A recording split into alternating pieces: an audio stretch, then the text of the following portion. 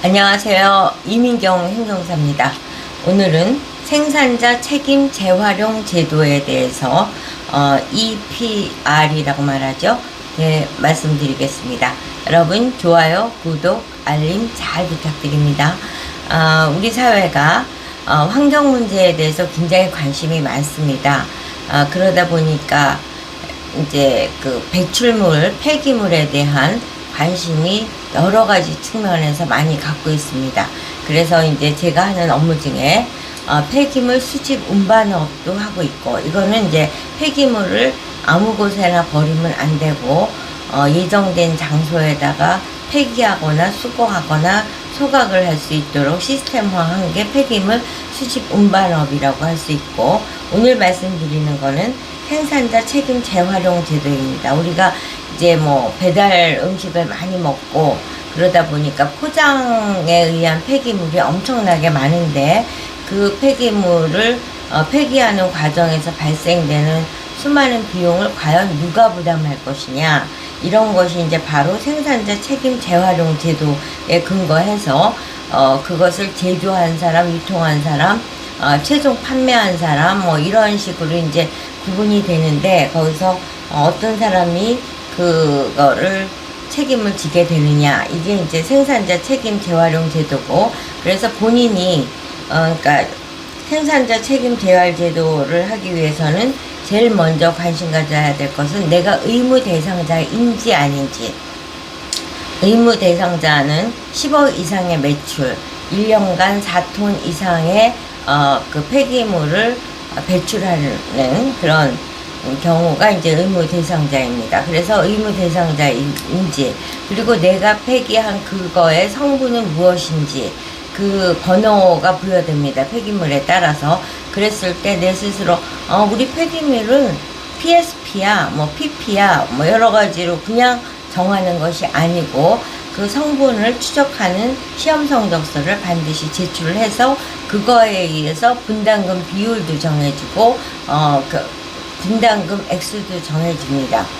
이와 같이 이제, 그런데 그렇게 생산자 책임 재활용 제도에 의해서 본인들이 배출한, 생산자로서 본인들이 배출한 폐기물에 대해서 보고를 해야 되고, 보고를 4월 31일까지 해야 되고, 보고한 거에 근거해서 심사를 받아서 7월 20 며칠인가 이제 청구서가 나옵니다. 부담금의 액수가 정해져서. 그럼 8월 21일까지 부담금을 완납을 해야 되는데, 4월 21일 날 제출을 한 다음에 이제 환경공단에서 검토한 이후에 그거 그대로 갈 거면은 이제 그냥 7월 20일에 부담금에 대한 통지서가 오는데, 그 제출한 것에 문제점이 있다 그랬을 적에는 이제 예고 공문이 오는 거죠. 당신들은 미회수 대상 업체로서 2억 원의 분담금이 부과될 예정임을 예고합니다.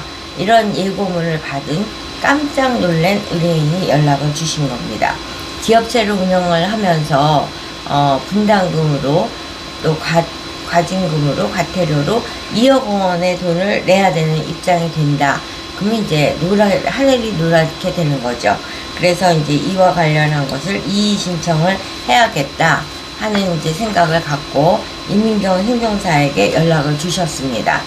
이 회사는 어떤 회사냐면은 레토르트 제품, 포장 레토르트 제품을 이제 유통하는 회사로서 포장 필링과 플라스틱 트레이를 함께 활용해서 제품을 완성을 시켜서 유통을 하고, 그로 인해서 결국 포장 필링과 플라스틱 트레이가 함께 배출물로 나오는 케이스죠.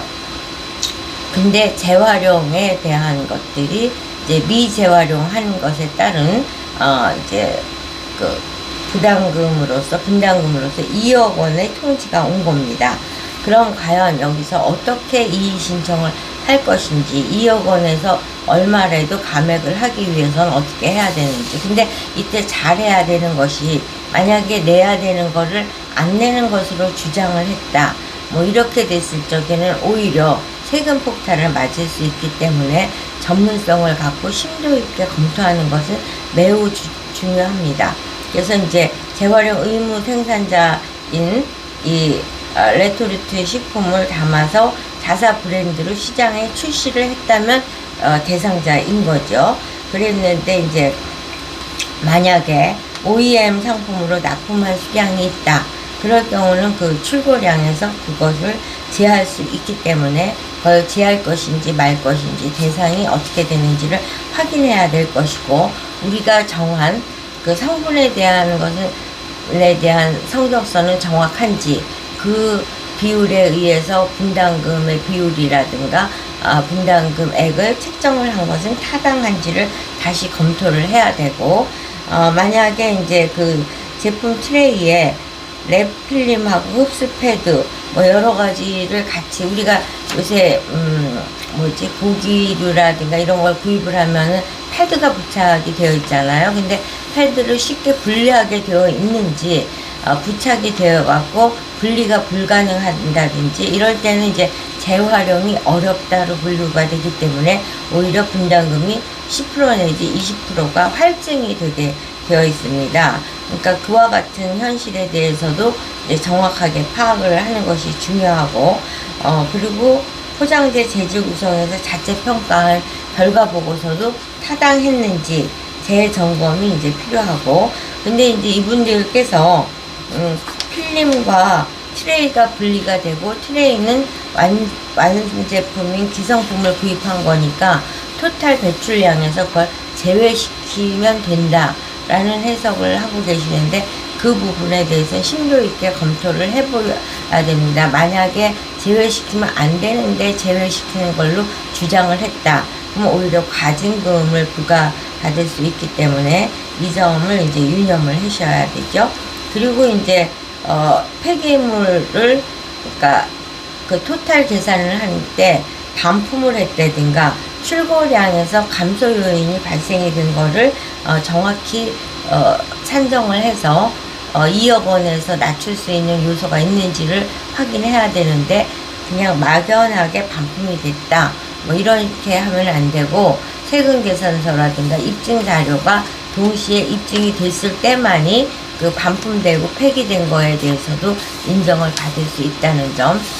그래서 이제 종합적으로 말씀을 드리면, 생산자 책임 문제에 있어서는 가장 이제 먼저 해야 될 것은 우리가 의무 대상자인지 아닌지를 확인해야 되고, 그런 다음에 내가 폐기한 그 소재가 어떤 소재인지를 시험 성적서를 통해서 소재 파악을 그 폐기물의 구성 성분 재질에 대한 걸 정확히 파악하고, 그 재질에 근거해서 분담 비율과 분담 단가를 책정을 해서 계산을 해야 되는 것이고, 그리고 이제 우리가 그 유통하는 과정에서 혹시라도 폐기가 됐다든가 또는 OEM을 통해서 중복적으로 폐기물 생산자 책임 보고가 이루어지는 곳은 없는지, 이런 것을 종합적으로 해갖고 그걸 완성한 것을 갖고 신고를 하게 되는 거고, 그 보고 내용에 따라서 분담금이 책정이 되고, 책정된 분담금은 8월 21일까지 납부를 해야지만 책임을 다하는 생산자가 될 수 있다는 점. 굉장히 이 폐기물이 이제 우리의 편의성을 제공하는 반면에 많은 불편과 비용 부담이 발생될 수 있다는 점을 유념하시면서 이 생산자 책임 재활용 제도에 대한 이해와 의무를 철저히 다하는 태도는 매우 중요하다는 말씀을 드리면서 오늘 영상을 마치도록 하겠습니다.